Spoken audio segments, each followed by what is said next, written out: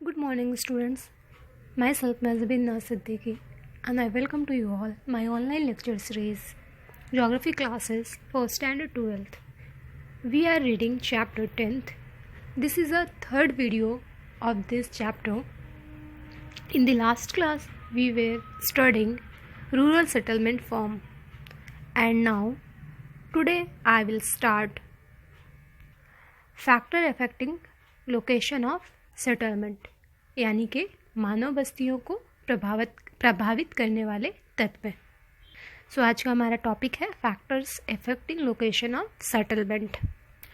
Following are some of the important factor which influence the location of settlements.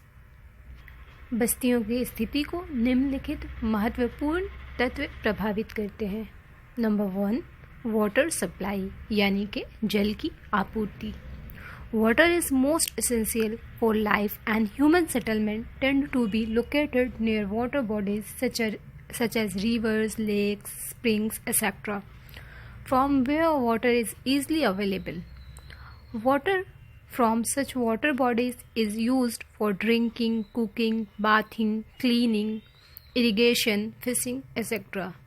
Sometimes the need for water drives people to settle in otherwise disadvantaged sites such as islands surrounded by swamps और low-lying river banks.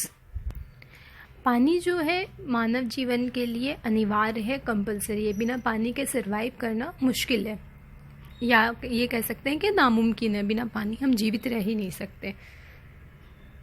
और बस्तियां नदियां, झीलों, झरनों जैसे जल के स्रोतों के निकट ही स्थापित की जाती हैं। यानी कि मानव की जो बस्तियां होती, खास करके वो इस जगह पे स्थापित करते हैं जहाँ पर नदियाँ, झील, झरने जैसे पानी के स्रोत उपलब्ध हो, ताकि इनसे बस्ती के निवासियों को जल की सुगमता से उपलब्ध हो सके। यानी कि इसकी वजह का जब पानी सामने रहेगा, समीप रहेगा, तो वहाँ बस्ती और जो आसपास बसने वाले लोग होंगे उनको क्या होगा, पानी आराम से अवेलेबल हो सकेगा।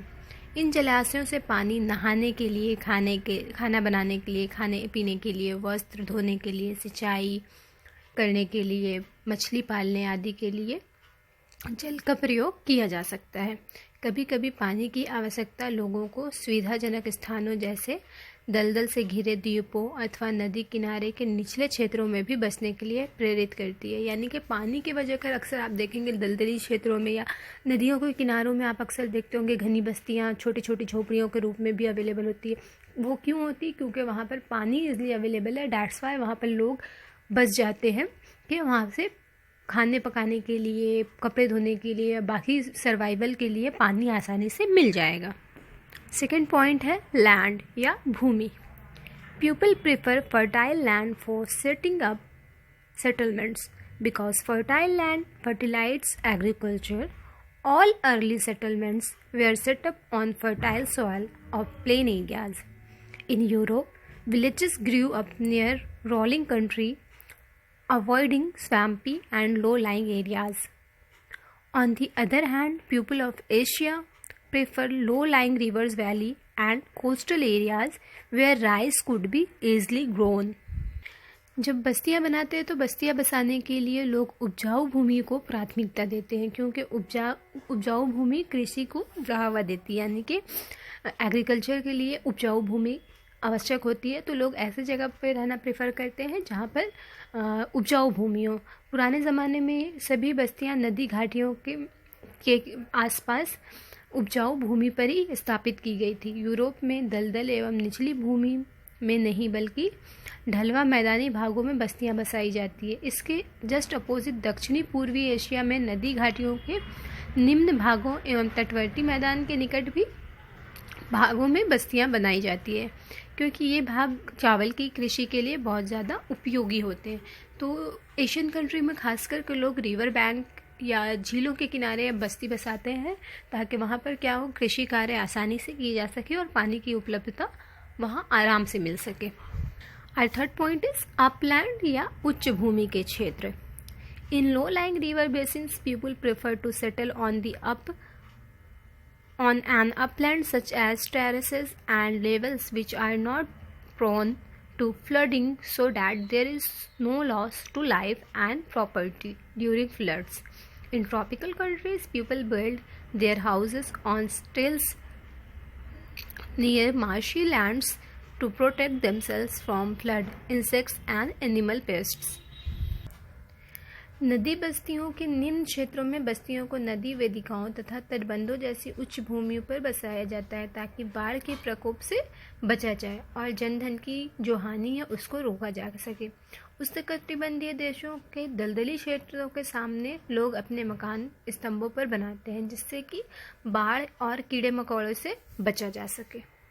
और next point is building material, गृह निर्माण सामग्री। Usually, only those buildings material are used which are locally available. Such materials include stone, wood, soil, reed, etc. In forest areas, wood is the main building material which is available in plenty. In losses areas of China, cave dwellings were important, and African savannas buildings materials were mud bricks, and the Eskimos in polar regions use ice blocks to construct igloos. गृह निर्माण या भवन निर्माण के लिए खास करके स्थानीय रूप से मिलने वाली सामग्रियों का प्रयोग या इस्तेमाल किया जाता है। इनमें पत्थर, लकड़ी, मिट्टी आदि प्रमुख हैं। उन क्षेत्रों में लकड़ी प्रचुर मात्रा में मिलती है और निर्माण के लिए मुख्यतः लकड़ी ही प्रयोग किया जाता है। जैसे जिस एरिया में लकड़ी या घने जंगल वाला क्षेत्र होता है जहाँ लकड़ी आसानी से मिलती है तो वहाँ आप देखेंगे कि वहाँ आसपास बने मकान भी जो होते हैं ज़्यादातर लकड़ी के होते हैं। चीन के लोएस्ट क्षेत्र में निवासी कंदराओं में मकान बनाते थे। अफ्रीका के सवाना प्रदेश में कच्ची ईंटों के मकान बनते थे, जबकि ध्रुवीय क्षेत्रों में एस्किमो हिमखंडों से अपने इग्लू का निर्माण करते थे। यानी कि जिस जगह पर जिस चीज़ की सुविधा होगी वहाँ का जो मकान होगा उन्हीं चीज़ों से होगा। कहीं लकड़ी से आसानी से मिल रही तो वहाँ लकड़ी होगा, जहाँ ईंट पत्थर मिट्टी आसानी से मिल रही वहाँ ईंट पत्थर मिट्टी के मकान होंगे, और जहाँ पोलर्स या ध्रुवीय रीजन जो होता है वहाँ पर क्या होता है कि वहाँ ये सारी चीज़ें नहीं मिलती, वहाँ पूरा साल बर्फ़ से ढका होता है, तो वहाँ एस्किमोज लोग जो होते हैं वो बर्फ़ से ही अपना घर बना लेते हैं। और नेक्स्ट पॉइंट इज डिफेंस, यानी कि सुरक्षा। Defense is a very important aspect which determines the site of a settlements. Often defensive sites such as hills and islands are chosen during times of political instability, war, hostility, etc. In India, most factors are built on higher grounds or hills. In Nigeria, upstanding Inselbergs are good defensive sites. किसी भी बस्ती का जब निर्माण होता है तो निर्माण के समय उसकी सुरक्षा का खास करके ध्यान रखा जाता है और बस्तियों को सुरक्षित स्थानों पर ही बनाई जाती है। राजनीतिक अस्थिरता, युद्ध, उपद्रव आदि को स्थिति को गांव में सुरक्षात्मक पहाड़ियों एवं द्वीपों पर बसाया जाता था। भारत में ज़्यादातर अधिकांश दुर्ग उच्च स्थानों एवं पहाड़ियों पर ही स्थित हैं। नाइजीरिया में खड़े इंजलबर्ग अच्छी सुरक्षित स्थिति प्रदान करते, यानी कि जब किसी बस्ती को बसाया जाता है तो उसकी सुरक्षा का भी खास करके ध्यान रखना पड़ता है कि किसी भी तरह की राजनीतिक अस्थिरता हो या किसी तरह का युद्ध हो या कोई उपद्रव हो तो बस्ती जो हो वो सेफ रह सके। Our next point is planned settlement. These settlements are not chosen by villagers themselves but are planned and constructed by governments. Proper arrangement for shelter, water and other infrastructure are provided to the villagers.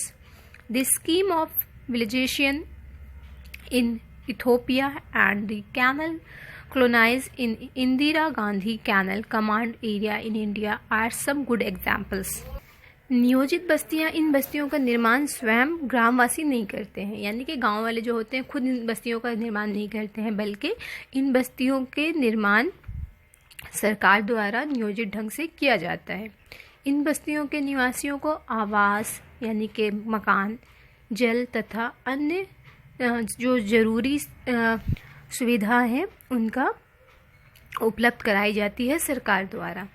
Ethiopia में सरकार द्वारा ग्रामीणीकरण योजना एवं भारत में इंदिरा गांधी नहर के क्षेत्र में नहरी बस्तियों को विकास का अच्छा उदाहरण समझा जाता है। सो ये था आज का हमारा टॉपिक बस्तियों को प्रभावित करने वाले तत्व, factors effecting location of settlements, जिसमें हमने पॉइंट्स पढ़े। वाटर सप्लाई यानी कि जल आपूर्ति, सेकंड था भूमि और लैंड, थर्ड था अपलैंड यानी उच्च भूमि के क्षेत्र, फोर्थ था बिल्डिंग मटेरियल या गृह निर्माण सामग्री, फिफ्थ था डिफेंस यानी कि सुरक्षा, and last one plant settlement या नियोजित बस्तियाँ। ये वो तत्व हैं जो किसी भी बस्ती को या ग्रामीण बस्तियों को प्रभावित करते हैं। So I hope you all have understood today's lesson. Student, we will meet in next video lecture. Till then, stay safe, take care, bye.